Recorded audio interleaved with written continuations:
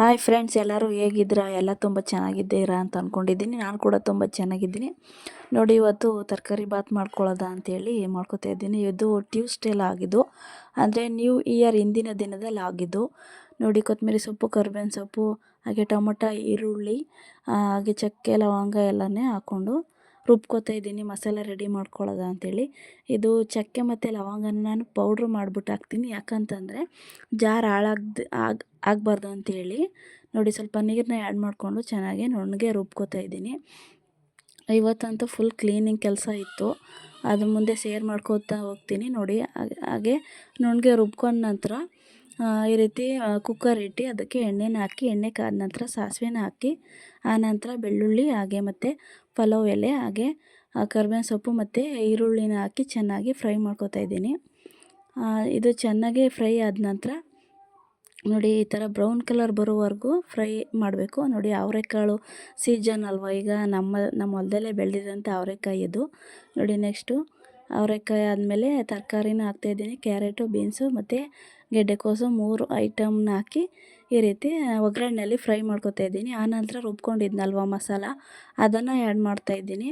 ನೋಡಿ, ನೀರು ಎಷ್ಟು ಬೇಕು ಅಷ್ಟು ನೋಡಿಕೊಂಡು ನೀರ ಅಳತೆಯಲ್ಲಿ ಲೋಟದಲ್ಲೇ ಹಾಕ್ಕೊಂಡು ಆಮೇಲೆ ಜಾರ್ಗೆ ಹುಯ್ಕೊಂಡು ಮಸಾಲೆ ಎಲ್ಲ ಇತ್ತಲ್ವ ಅದರೊಳಗಡೆ, ಅದಕ್ಕೆ ಅಂಥೇಳಿ ಹಾಕತ್ತಾಯಿದ್ದೀನಿ. ಆ ರೀತಿ ನಂತರ ಇದಕ್ಕೆ ಈ ರೀತಿ ನೋಡಿ, ಈ ರೀತಿ ಎಲ್ಲ ಮಿಕ್ಸ್ ಮಾಡಿಕೊಂಡು ಆನಂತರ ಅಕ್ಕಿನ ಹಾಕ್ಕೊಂಡು ಇದು 2 ಸಲ 3 ಸಲ ಚೆನ್ನಾಗಿ ತೊಳೆದು ಹಾಕಬೇಕು ಅಕ್ಕಿನ. ಇಲ್ಲ ಅಂತಂದರೆ ಅದು ಇದೆಲ್ಲ ಇರುತ್ತಲ್ವ, ಒಂಥರ ಗಂಜಿ ಸುತ್ಕೊಂಡಂಗೆ ಬಾತು ನೀಟಾಗಿ ಚೆನ್ನಾಗಿರಲ್ಲ ಟೇಸ್ಟಾಗಿ.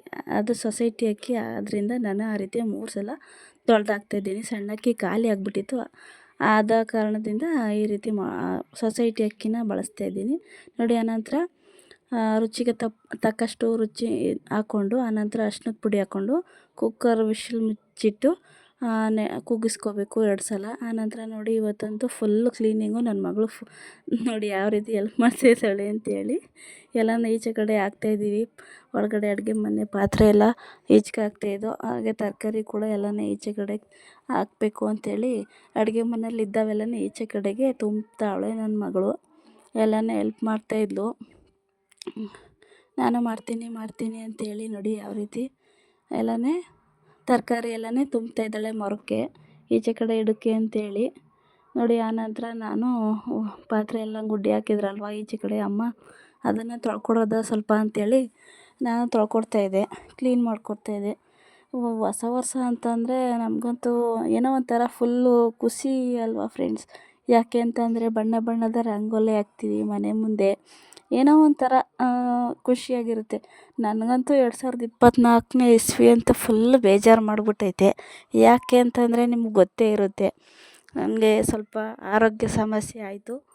ಆದ್ದರಿಂದ 2024 ಅಂತಂದರೆ ತುಂಬ ಬೇಜಾರು. ಹೆಲ್ಪ್ ಮಾಡೋದ ಅಂಥೇಳಿ ಅಮ್ಮಂಗೆ ನಾನು ಕೂಡ ಹೆಲ್ಪ್ ಮಾಡಿದೆ. ಸ್ವಲ್ಪ ಎಲ್ಲ ಪಾತ್ರೆ ಎಲ್ಲ ತೊಳ್ಕೊಟ್ಟೆ. ಆನಂತರ ನೋಡಿ, ನಮ್ಮ ಮನೆ ಅಂತೂ ತಪ್ಪೇನೆಲ್ಲ ಇನ್ನೂ ಗಾರೆ ಹಾಕ್ಸಿಲ್ಲ ಫ್ರೆಂಡ್ಸ್. ಯಾರೂ ಆಡ್ಕೊಂಡು ನಗಬೇಡಿ. ಈಗ ಹೊಸ ವರ್ಷ ಬರುತ್ತಲ್ವ, ಆಗ ಫೆಬ್ರವರಿ ತಿಂಗಳಿಗೆ ರೆಡಿ ಮಾಡ್ಸೋದು ಅಂದ್ಕೊಂಡಿದ್ದೀವಿ, ನೋಡೋದ. ನೋಡಿ, ಆನಂತರ ತೊಳೆದಾಯ್ತು. ಅಮ್ಮ ಎಲ್ಲ ತಾರಸಿ ರಂಗೋಲಿ ಎಲ್ಲ ಇಡ್ತಾಯಿದ್ರು. ನಾನು ಅದನ್ನು ತೊಳೆದವೆಲ್ಲನೇ ಈ ರೀತಿ ಸೇರಿಸ್ಕೊತಾ ಇದ್ದೆ. ಅದು ಈರುಳ್ಳಿ ಪುಟ್ಟಿ ನೋಡಿ ಎಲ್ಲನೇ ಈ ರೀತಿ ಸೇರಿಸ್ಕೊತಾ ಇದ್ದೀನಿ.